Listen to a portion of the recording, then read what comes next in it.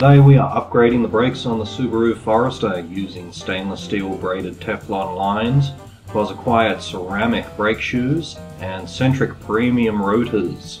All of this should provide a substantial increase in braking power over the factory supplied parts.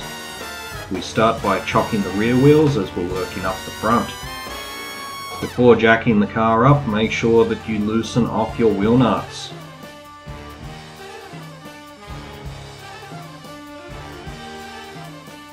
Now that the wheel nuts are loose, jack the car up and make sure you place a chassis stand underneath one of the frame rails. As we're going to be working underneath the wheel arch, there is a potential for the jack to slip, for the car to fall, and for you to be severely injured or killed.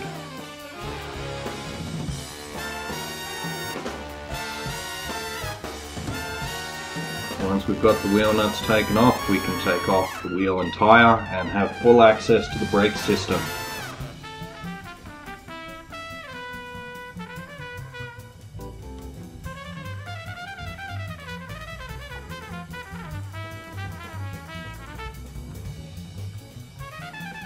Now that the wheel is off, we'll start by placing a drip tray underneath the front and then getting some penetrating oil in there.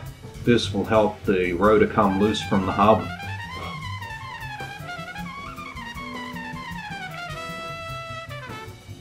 Start by loosening off all of the retaining hardware. Because we're replacing brake lines, we're also going to loosen off and remove all bolts holding on the brake hoses. We'll also be removing the retaining clip, and this holds the rubber hose onto the frame rail where it joins onto the hard line. Simply put in the screwdriver, jiggle it around, and it will come loose. Now we're going to be removing the two bolts that hold the brake caliper onto the front knuckle. Because of the location and conditions, it's going to be real tough to get loose. So my tip is, put your ratchet on and then push on it. Using your full weight and the strength from your leg will break those nuts loose easily.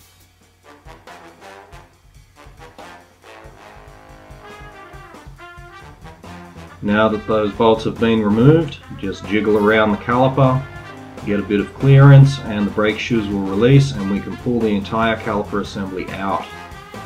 Now remove the brake shoes, remove the front brake shoe in the slide first, then push out the brake shoe in the rear. You have to do it in this order as the rear brake shoe has the noise generator attached, and if you leave in the front shoe there will be no room to get it out.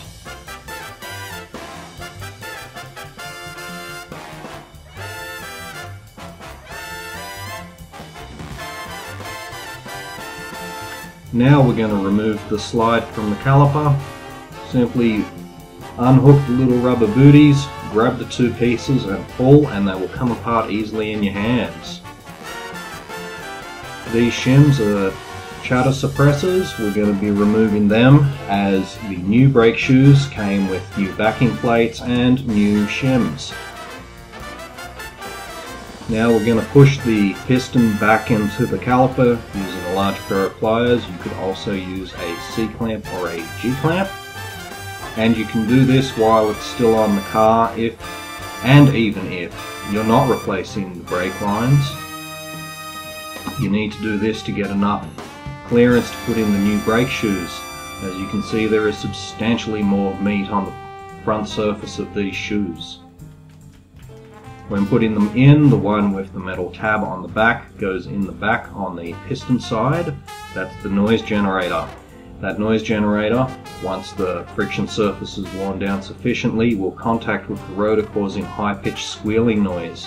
If when you brake you hear a high-pitched squealing noise, it's probably time to be replacing your brake shoes. Now we'll just clip the front brake shoe into the slide, and this is ready to go back on.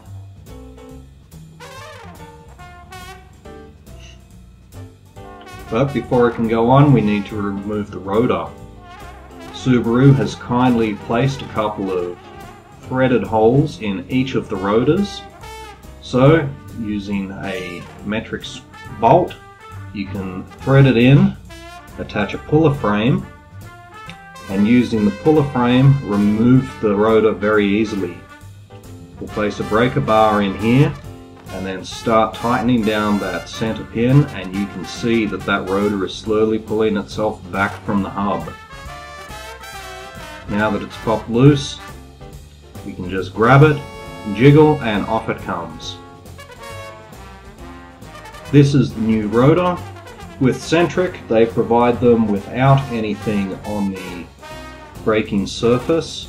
They're ready to be installed. Other brands may put some sort of an anti-corrosion coating on, so use brake clean to remove that before mounting onto the car.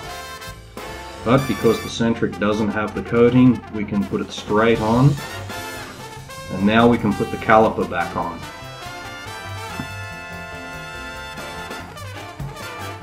Because we pushed back the pistons, there's plenty of space to get it back around that rotor.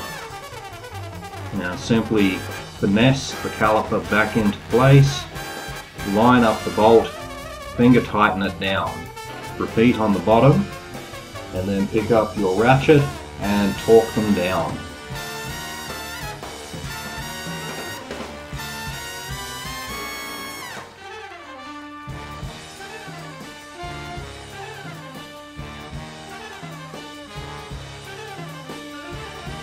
Now we're going to install the stainless steel braided line.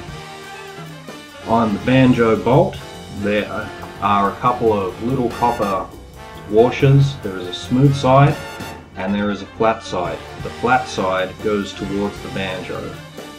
Finger tighten it down onto the caliper. Then attach the mounting bracket. And now bolt the hard line onto your stainless steel braided line. Using a couple of line wrenches, we can easily attach both the hard line and the stainless steel line together without risking stripping either of them. Once they've been torqued down, using the supplied circlip and a flat-headed screwdriver to secure everything, we are done. Now we can put the wheel back on and move on to the next corner. Because of what we've done here, all of the hydraulic fluid would have bled out. Now we need to bleed the master cylinder and all four corners of the car as per Subaru's maintenance manual.